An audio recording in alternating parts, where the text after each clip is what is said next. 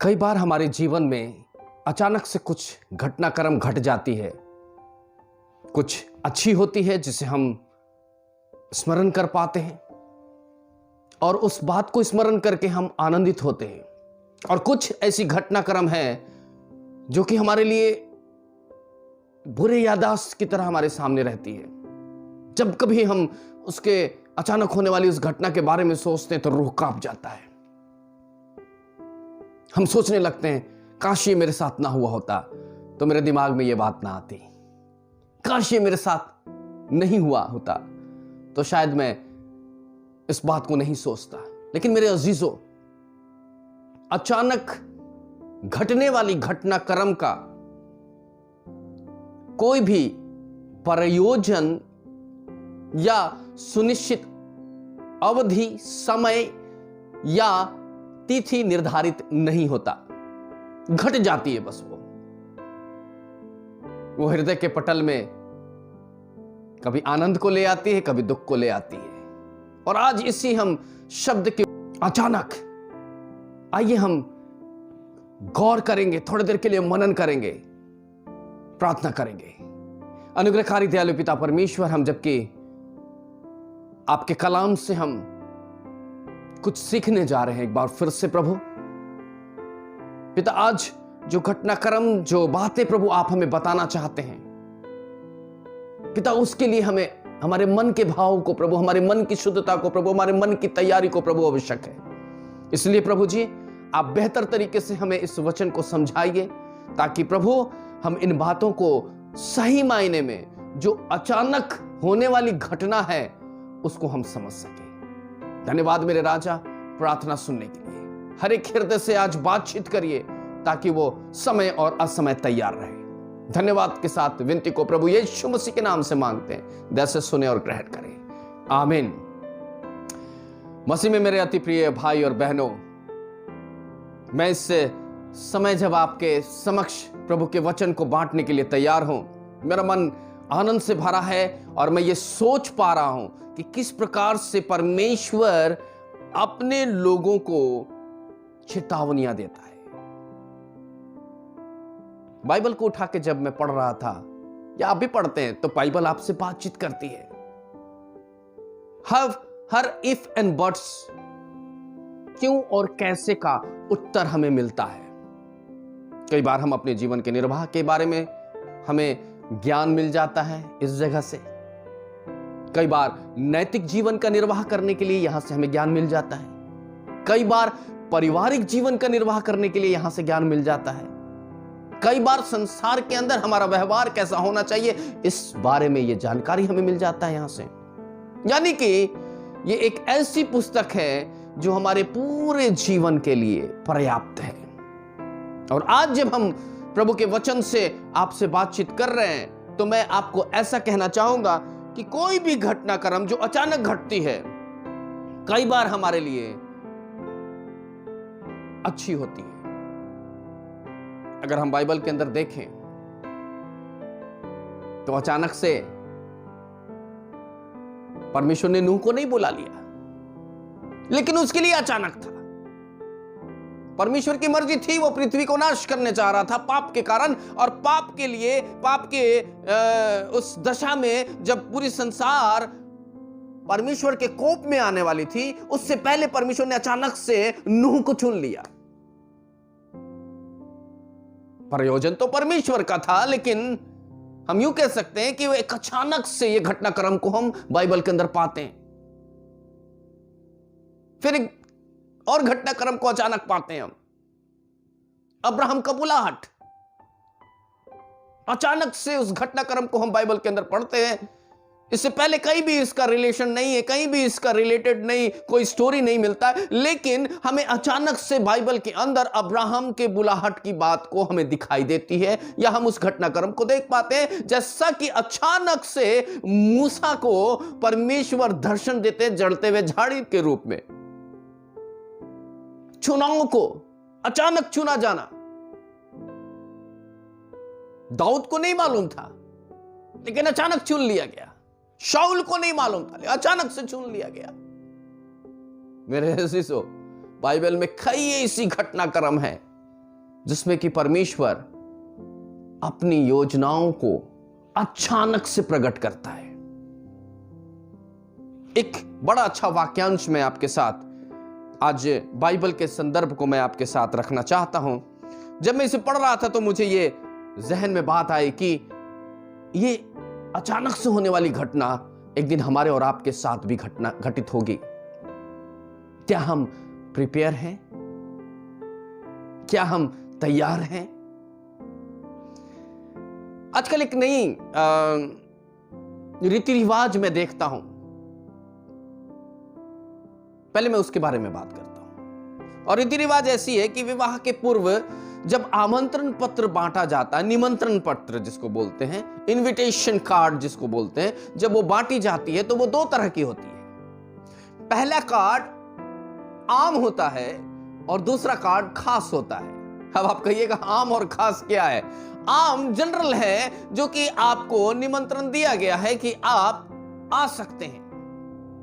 और दूसरा एक ऐसा कार्ड होता है जिसमें कि एक छोटा सा कार्ड अंदर पड़ा होता है, जिसमें यह लिखा रहता है कि बारात में आपका स्वागत है, यानी कि आप बाराती बनकर के जा सकते हैं। चाहे वो दूल्हे का बारात में जा सकते हैं या फिर आप दुल्हन के जहां विवाह हो रही है वहां आप जा सकते हैं उस घराने के साथ। और यह परंपरा अब बहुत अधिकता से हम देखने को मिलता है, हमारे कल्चर में अब आ गया, ये रीति रिवाज में। पहले ऐसा नहीं था, सबके लिए था। आपको बारात चल रहा है भाई, चलो, आपको निमंत्रण मिल गया। फिर उसके बाद परंपरा बिल्कुल परिवर्तित हो गई और दो तरह का कार्ड बनने लगा। एक आप खास आमंत्रण आप तक पहुंचता है और एक आम इनविटेशन आप तक पहुंचता है। और इन दोनों आमंत्रणों को जब मैं विचार कर रहा था तब मेरे जहन में मत्ती किताब उसके 22वें अध्याय के अंदर कुछ घटनाक्रम है जिसको कि मैंने पाया। मत्ती की किताब उसके 22वें अध्याय और उसके कुछ पदों को मैं आपके साथ बांटना चाहता हूं, जहां पर इस प्रकार से कुछ बातें लिखी गई हैं।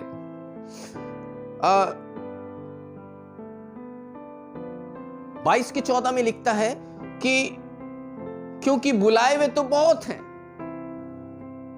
परंतु चुने हुए थोड़े हैं। अब जब मैं इस संदर्भ को मैं पढ़ रहा था तो मेरा ध्यान तुरंत रिलेट हुआ उस निमंत्रण पत्र, उस इनविटेशन कार्ड की तरफ, जहां पर एक साधारण कार्ड की बात कही जा सकती है जो कि साधारण इनविटेशन कहला सकता है, और दूसरा जो कि जैसा मैंने आपको भी बयां किया जिसके अंदर एक छोटा कार्ड और पड़ा रहता है जिसमें आपको यह निमंत्रण मिलता है कि आप बारात यानी बाराती बन करके जा सकते हैं। तो बुलाए हुए तो बहुत हैं लेकिन चुने हुए कम हैं। आज इसी बात को मैं आपके साथ रखूंगा कि अचानक ये घटनाक्रम कैसे घटेगी। इससे पहले कि इन बातों को मैं आगे लेकर के चलूं, मैं आपके साथ मत्ती की किताब उसके 22वें अध्याय 1 पद से लेकर के 13 पद के बीच की बातों को मैं आपके साथ बांटूंगा। किस प्रकार से ये बातें हैं, और यहां पर प्रभु यीशु मसीह एक दृष्टांत की बात कर रहे हैं। यहां पर एक दृष्टांत के द्वारा किसी बात को समझाया जा रहा है, और प्रभु यीशु मसीह जिस बात को कह रहे हैं वो बहुत ही अहम है जो आज आपको और हमको समझना है। क्या है? लिखा है कि प्रभु यीशु मसीह उनसे दृष्टांतों से बात कहने लगा और बातें करने लगा। स्वर्ग के राज्य की तुलना एक राजा की जा सकती है। स्वर्ग के राज्य की तुलना एक राजा से की जा सकती है जिसने अपने पुत्र के विवाह का भोज दिया, अपने पुत्र का विवाह का भोज दिया। यहां पर एक स्वर्ग यानी कि एक आयोजन स्थान है जहां वर्णन की जा रही है दृष्टांत के रूप में कि एक स्वर्ग एक ऐसा जगह है जहां की आयोजन किया जाएगा। क्या आयोजन किया जाएगा? जहां पर परमेश्वर अपने पुत्र प्रभु यीशु मसीह के विवाह का भोज का आयोजन करेगा। और दुल्हन कौन है? दुल्हन हम और आप ही हैं। बड़े ध्यान से समझिएगा, हम और आप ही दुल्हन हैं। कलीसिया उसकी दुल्हन है, और कलीसिया में कौन है? हम और आप। चाहे वो बुजुर्ग हो, जवान हो, बच्चे हो, नर हो या नारी हो, गोरा हो या काला हो, नाटा हो या लंबा हो, कुरूप हो या विकृत हो, अति सुंदर हो या सुंदर हो, सब परमेश्वर के पुत्र प्रभु यीशु मसीह के दुल्हन हैं।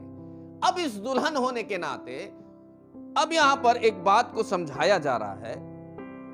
ये तो एक उदाहरण दिया जा रहा है यहां पर कि तुलना कर किया जा रहा है, तुलनात्मक बात की जा रही है।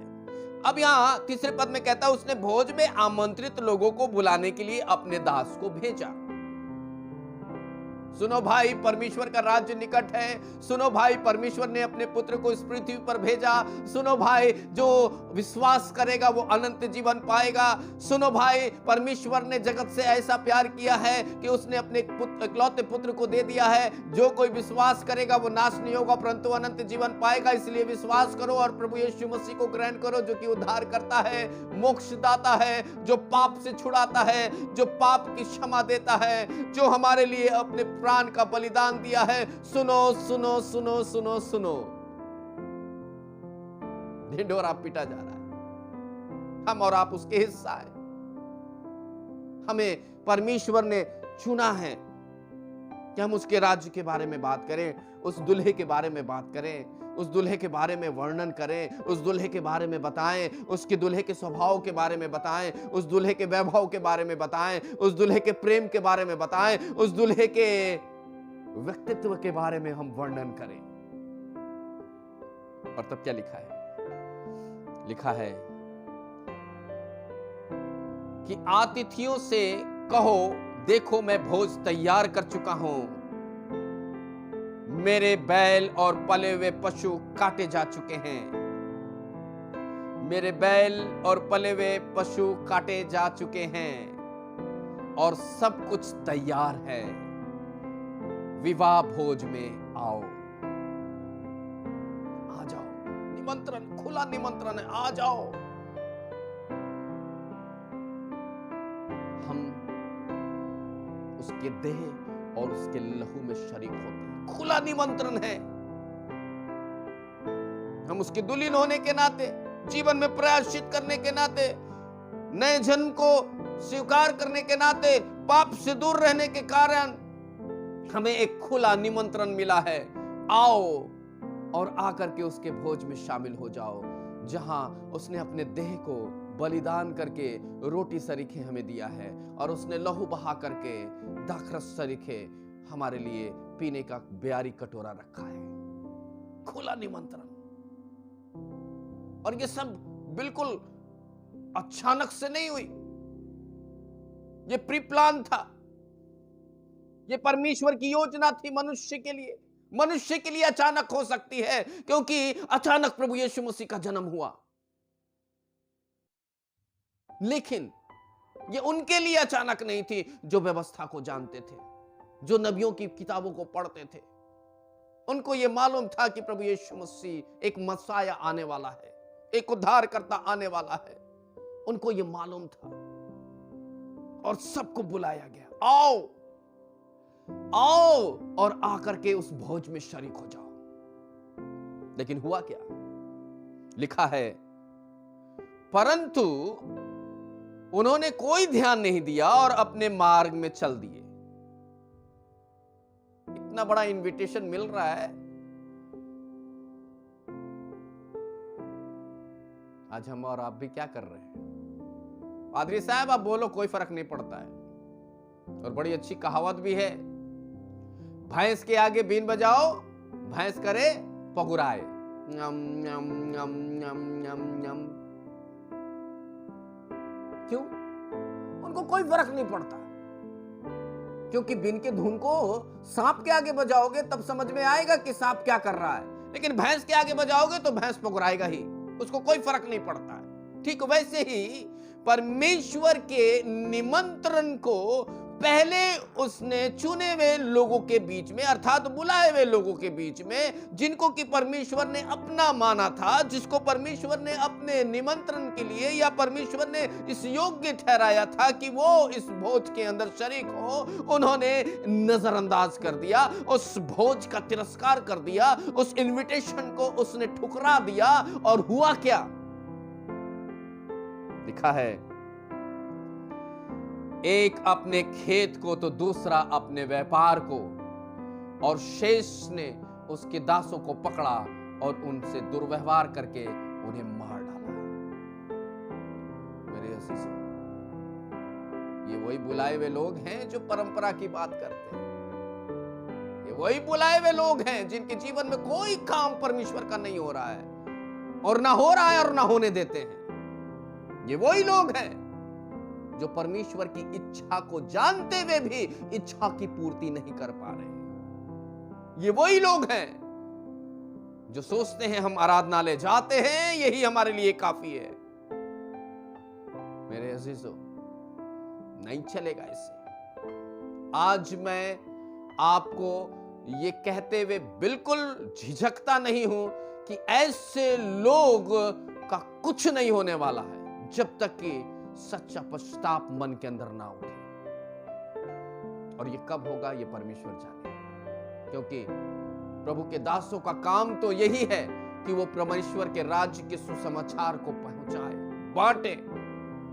राजदूत होने के लिए चुनाव किया गया। और कई बार इंसान ये सोचते हैं, कई बार कलीसिया ये सोचती है, मैं बोलते हुए डरता नहीं हूं, इसलिए नहीं डरता कि मैं इन सब बातों को बहुत नजदीक से देखा हूं, क्योंकि कलीसिया ऐसी सोचती है, खास करके ऐसी कलीसिया जो शताब्दियों से चली आ रही है, जो कि कहते हैं कि हम मेन लाइन चर्चेस हैं। उन चर्चेस में पास्टर को यूं घुमाना चाहते हैं, उंगलियों के ऊपर घुमाना चाहते हैं, और जैसी मर्जी वो चाहते हैं कि हमारा पास्टर वही करे, जो मैं कहूं वही करे, जो मैं चाहूं वही बोले, मैं जो कहूं वही उसे करने के लिए व्यवस्था करना पड़े। लेकिन मेरे अजीजों, अफसोस, ऐसी कलीसिया में ना तो उन्नति होती है और ना ऐसी कलीसिया कभी पवित्र आत्मा के वरदानों से भरी जाती है।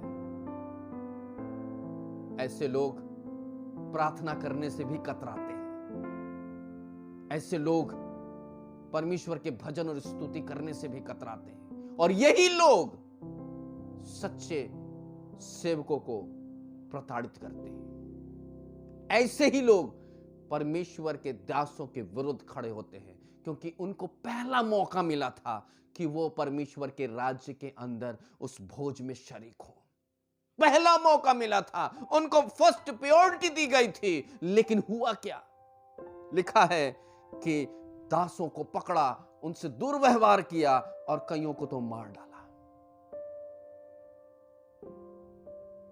ध्यान रखिएगा, कहीं आप किसी दास से दुर्व्यवहार तो नहीं कर रहे, कहीं किसी दास के बारे में आप उल्टा पलटा बात तो नहीं बोल रहे, कहीं ऐसा तो नहीं किसी दास के बारे में आप ने चुगलीचाई किया हो, कहीं ऐसा तो नहीं कि हाथ उठाकर विरुद्ध उंगली दिखा करके बात की हो।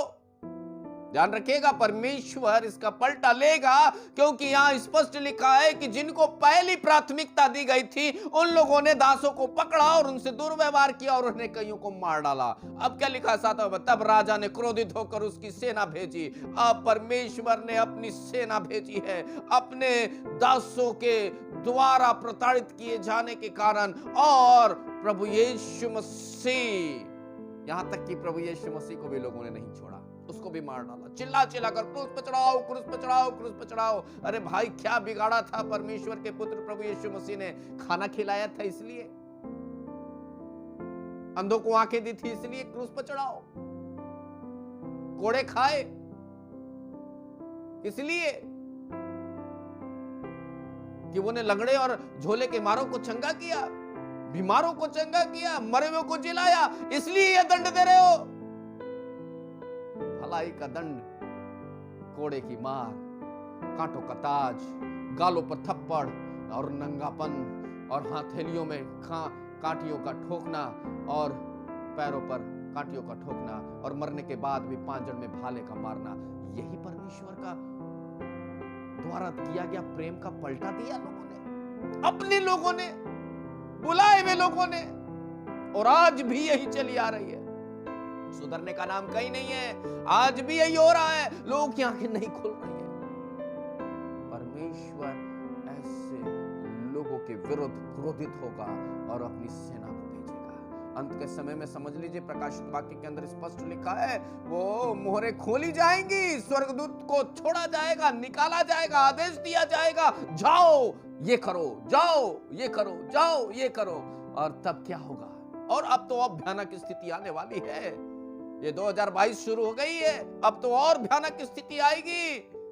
अभी तो महामारी फिर से प्रारंभ हुई है, अब पता नहीं प्राकृतिक कब अपना रौद्र रूप प्रकट करेगी, परमेश्वर की आज्ञा के अनुसार, परमेश्वर की इच्छा के अनुसार। याद रखिएगा, नूह के समय अचानक जब परमेश्वर ने नूह को चुना तो उसने अचानक ये आदेश दिया, जहाज बनाओ, प्राकृतिक अपना रौद्र रूप लेने वाली है।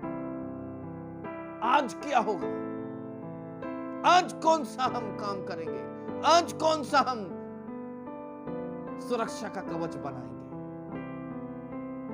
कुछ नहीं होगा। आग सबको गला देगी, भस्म कर देगी, ज्वालामुखी फूंक उठेंगे। अभी आया समुद्र के अंदर सुना, ज्वालामुखी फटा, समुद्र में ज्वालामुखी फटेगा, आकाश से आग गिरेगी सदोम और अमोरा की तरह। क्या होगा? हम कहां भागेंगे? और तब परमेश्वर का क्रोध लिखा, तब परमेश्वर का क्रोध भड़का और उन हत्यारों को नाश करके उनके नगर में आग लगा दी। आग लगा दी, आग लगाएगा और आग से नाश कर देगा, क्योंकि परमेश्वर का क्रोध अब धीरे भड़क रहा है। उन्होंने उन लोगों को जिनको परमेश्वर ने भेजा था, परमेश्वर के दास होने के नाते, सुसमाचार प्रचारक होने के नाते, एक पासवान होने के नाते, परमेश्वर के वचन की शिक्षा देने के नाते उनका तिरस्कार किया, उन्हें मारा, उन्हें कूटा और उन्हें मार डाला। और प्रभु यीशु मसीह को भी उसने मार डाला। और इसीलिए परमेश्वर का क्रोध भड़क चुका है। परमेश्वर का क्रोध और जलजला आने वाला है मेरे अजीजों। अचानक नहीं होगी, बल्कि इसका प्रमाण बाइबल के अंदर मिलता है, लेकिन हमारे लिए अचानक होगी। और जिस दिन होगी, हमें छुपने का भी स्थान नहीं मिलेगा। क्या करेंगे? क्या करेंगे? ये जीवन है माटी का पुतला, पानी लगत गल जाए, ये जीवन 2 दिन का। क्या करेंगे? परमेश्वर का कोप जब भड़केगा, भजन संहिता कहता है कि परमेश्वर तेरे श्वास से मानो घास के फूल की तरह है, हम कुम्हला जाएंगे। जब सांस से कुम्हला जाएंगे तो उसके क्रोध से हम कैसे बचेंगे? और यह अचानक होगी, क्योंकि प्रभु तो अभी आपको इनविटेशन दे चुका है, खुला बुलाहट दे चुका है, खुली बातें बता रहा है, आपको निमंत्रण दिया, लेकिन आपने उसका तिरस्कार किया। और सावधान ऐसे लोगों, मैं फिर कहता हूं, मैं कभी नहीं डरता, मैं इस बात को कहता हूं, खुलेआम कहता हूं, सावधान ऐसे लोगों जो आज तक परमेश्वर को केवल नाम के लिए आपने ग्रहण किया है, लेकिन जीवन से कहीं परमेश्वर नहीं दिखता। परमेश्वर का क्रोध भड़केगा और आप नाश किए जाएंगे। और तब आप कहेंगे, अभी आप कहते हैं, और तब भी आप अगर कहिएगा तो मैं समझ लूंगा कि आप बहुत दिलेर हैं, क्योंकि परमेश्वर का वचन झूठा नहीं है। आप आज कहेंगे, अरे मरने के बाद क्या होगा कौन जानता है, लेकिन बाइबल कहती है मरने के बाद क्या होगा। आप आग में तड़पेंगे, अग्नि आपको तड़पाएगी, लेकिन आप मरेंगे नहीं। अभी चिकन रोस्ट करते हैं ना, मजा आता है ना, लेकिन बेचारा वो तो मर जाता है तब चिकन रोस्ट होता है, प्राण निकले रहते हैं उसके, आत्मा चली जाती है, निकल जाती है। मरा हुआ चिकन को आप फ्राई, मस्त फ्राई करते हैं आग में, लेकिन आप जिंदा रहेंगे और तड़पेंगे। थोड़ा सा जलता है तो आप आज मेडिसिन और ऑइंटमेंट लगाने का प्रयत्न करते हैं, उस समय तो आप पूरा जलेंगे। कौन सा ऑइंटमेंट लगाइएगा? परमेश्वर आपको जला के भस्म नहीं करेगा, बल्कि आपको आग में तड़पाएगा। तड़पने के लिए तैयार हो जाइए ऐसे लोग जो परमेश्वर के विरुद्ध बातें करते हैं, जो परमेश्वर के विरुद्ध आचरण करते हैं, जो परमेश्वर को स्वीकार नहीं करते हैं, जो नाम के मसीह हैं, उनको परमेश्वर दंडित करने जा रहा है, क्योंकि उसने प्रभु के दासों को और खुद प्रभु यीशु मसीह का तिरस्कार किया है। और तब क्या लिखा है? तब लिखा है, तब उसने अपने दासों से कहा, विवाह भोज तो तैयार है, परंतु वे जो बुलाए गए थे योग्य नहीं हैं, योग्य नहीं हैं। और परमेश्वर जिनको पहले मौका दिया था, अब उनको ये कह रहा है, ये योग्य नहीं है, ये मेरे लायक नहीं है। मैंने इनको प्यार से बुलाया था, मैंने इनको प्यार से आमंत्रण दिया था, लेकिन इन्होंने अस्वीकार कर दिया, इसलिए ये अयोग्य है। क्या आप अंत के दिनों में परमेश्वर की योजनाओं को अपने जीवन से पूरा करने के लिए योग्य ठहर पाएंगे, या फिर यूं ही अपने जीवन को चर्च जाओ चर्च आओ चर्च जाओ, चर्च आओ, दान दिया तो ठीक, कभी खुश हुए तो गाना गा लिया तो ठीक, कभी मन किया प्रार्थना किया तो ठीक। ऐसे नहीं चलेगा, ये ठीक ठीक वाली बात नहीं चलेगी। आत्मा की तैयारी बेहतर होनी चाहिए, क्योंकि शरीर तो नाशवान है, मट्टी में मिल जाएगा परमेश्वर के कथन के अनुसार, लेकिन आत्मा तो जीवित रहेगी। जिसने अपने दम को मट्टी में भर दिया वो दम जीवित रहेगा और परिणाम तो मिलेगा। ये ठीक ठीक वाली बात नहीं चलेगी, ये गोलमोल बात नहीं चलेगी, ये उटपटांग बातें नहीं चलेगी। अब यहां पर दासों को भेजा जा रहा है, दासों को फिर से बोला जा रहा है। क्या बोला जा रहा है? इसलिए मुख्य चौराहों पर जाओ और जितने भी तुम्हें मिले विवाह भोज में ले आओ। अन्य जातियों की बारी आ गई। अभी क्या है, जो पहले बुलाए गए थे वो अंतिम किए गए, और जो अंतिम है उनको पहले किया जा रहा है। इसलिए मेरे अजीजों, अगर पहले बुलाए गए हो तो पहले बुलाने की उस अवसर को चूकने मत दीजिए। अगर आप पहले बुलाए गए हो तो उस अवसर को अपने हाथ से जाने मत दो। अगर आप पहले बुलाए गए हो तो उस परमेश्वर के नजदीक बने रहने का चेष्टा करना होगा। अगर आप पहले बुलाए गए हो तो परमेश्वर के प्रति ईमानदार होना पड़ेगा, ताकि हम इस निमंत्रण को जो परमेश्वर के द्वारा अपने दासों के जरिए दिया जा रहा है उसे हम स्वीकार कर सके और योग्य बन सके। और तब क्या लिखता है? तब चौराहों पर गए और दास, लिखा है कि 10वें पद में कि वे दास गलियों में गए और जो भी भला या बुरा उन्हें मिला सबको एकत्रित कर लिए। अब कोई परमेश्वर वहां रंग रूप भेदभाव नहीं देख रहा है, कौन जाति कौन धर्म से है, कौन कैसा कपड़ा पहना है, कौन क्या कर रहा है, कौन किस तरह की बातें करने वाला है, परमेश्वर उसको नहीं देख रहा है। एक यही बात परमेश्वर अपने दासों के जरिए उनके जीवन में डाल रहा है ताकि वो पश्चाताप करे, रिपेंट करे और परमेश्वर के राज्य में प्रवेश करे। ये कौन है? ये हम और आप हैं, जिनको ये अवसर दिया गया है। ध्यान रखिएगा, ये अवसर दिया गया है, ये अवसर छीन भी जाएगा। कैसे छीना जाएगा मैं यहां बता रहा हूं। और तब क्या हुआ? तब लिखा है कि एकत्रित किया और विवाह के घर भोज के अतिथियों से भर गया। अब यहां पर अतिथियों की कमी नहीं है, बुलाए गए बहुत है, भर गए। अपने ने तो पहले ठुकरा दिया और जो बचे अन्य जाति उनसे अतिथिशाला भर गया। बुलाए वे बहुत हैं, इन बुलाए हुए से भर गया अतिथिशाला। और तब क्या लिखा है? और तब लिखा है, पर जब भोज में सम्मिलित अतिथियों को देखने के लिए राजा आया तो उसने वहां एक मनुष्य को देखा। अब यहां पर मेन बात है, अब यहां पर बुलाए हुए लोगों का जो शारीरिक, मानसिक, आत्मिक दशा है, अब इसकी बातें यहां हो रही हैं। यहां पर लिख रहा है, तब राजा वहां पर आ जाता है और अतिथिशाला में भरे हुए लोगों को देखने के लिए आ जाता है कि कैसे कैसे लोग आए हैं, कौन कौन आया है, कौन किस भाव से आया है, कौन किस उद्देश्य से आया है, कौन किस मनसा से आया है, कौन किस मनसा से प्रभु यीशु मसीह को ग्रहण किया कर रहा है, कौन किस मनसा से परमेश्वर के उद्धारकर्ता के रूप में स्वीकार कर रहा है। कहीं ऐसा तो नहीं कि मेरे बच्चे का एडमिशन अच्छे स्कूल में, क्रिश्चियन स्कूल में हो जाएगा। कहीं ऐसा तो नहीं कि हम चर्च जाएंगे तो हमारी आर्थिक स्थिति अच्छी हो जाएगी, क्योंकि ये लोग बहुत मदद करते हैं।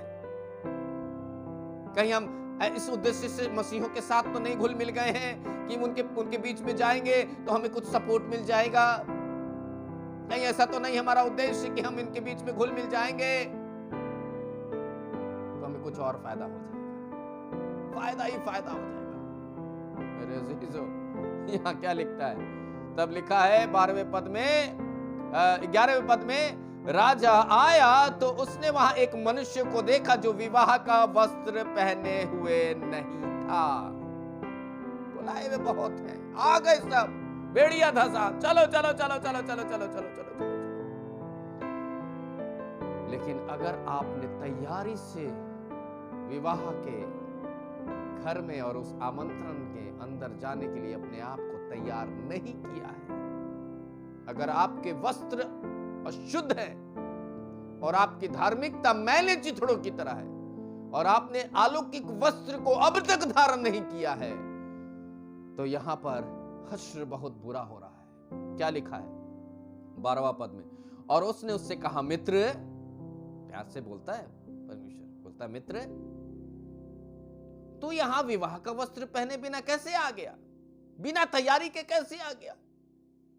तैयारी है कहां तेरी? सब तो बुलाएगा ही, ठीक है, तू भी आ गया, अच्छी बात है। आत्मा का वरदान कहां है? आत्मा के फल कहां है? तूने पवित्र आत्मा के वस्त्र को धारण क्यों नहीं किया है? तुम्हारे जीवन की अवधि तो मैंने बहुत दी। बचपन से लेकर कोई 60 बरस जिया, कोई 70 बरस जी रहा है, कोई 75 बरस जी रहा है, कोई 80 बरस हो जी रहा है, लेकिन तुमने इस 80 और 60 और 65 और 75 के बीच में किया क्या? अपने आप को क्यों नहीं तैयार किया? अपने आप को क्यों नहीं सुसज्जित किया? अपने आप को क्यों नहीं अच्छे वस्त्र से धारण किया? क्यों नहीं पवित्र आत्मा के वरदान तुम्हें दिखाई दे रहे हैं? क्यों नहीं तुम्हारे अंदर पवित्र आत्मा की सामर्थ दिखाई दे रही है? क्यों नहीं तुम्हारा चेहरा दमक रहा है? क्या बात है, ऐसे ही उठ के चले आए हो? क्या सोच करके आए हो? मैंने बुलाया इसलिए आ गए, लेकिन तैयार तो होना था। आज कई लोग सोचते हैं ना, चलो चलो चलो आराधनालय में चल रहा है, चलो चलो चलो चलो चलो गिरजाघर चल रहा है, उठे सोते चले गए। कौन देखता है? कौन देखता है मन के अंदर क्या चल रहा है?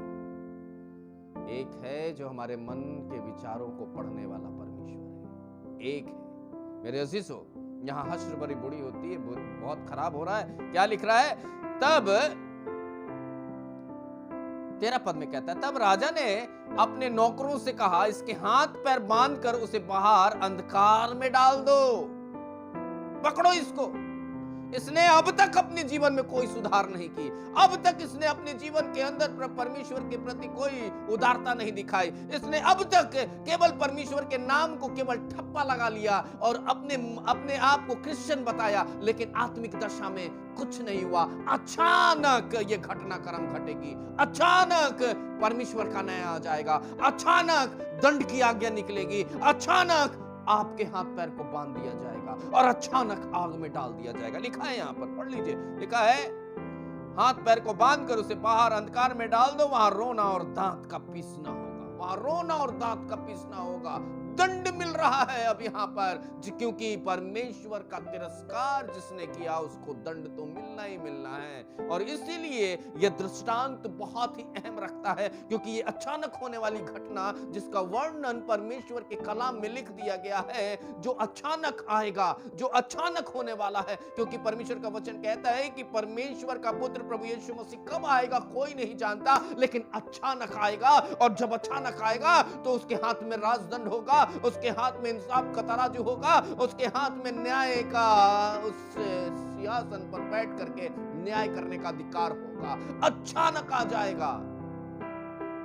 क्या करेंगे? क्या करेंगे? मशालें भरी हुई हैं कि मसालों के साथ कुप्पी भी भरी हुई है? खाने से नहीं चलेगा। आत्मा की आग मुझ में भर दे। ठीक है, भर गया। कुप्पी में तेल है कि नहीं? वरदानों का स्टोर है कि नहीं? वरदानों से सुसज्जित है कि नहीं? मेरे अजीजों, इस अचानक घटना से बहुत कुछ सीख सकते हैं आप, क्योंकि प्रभु का आगमन चोरों की नाई होगा, और जब होगा तो इंसाफ का तराजू उसके हाथ में होगा, जहां हमारा और आपका न्याय होगा।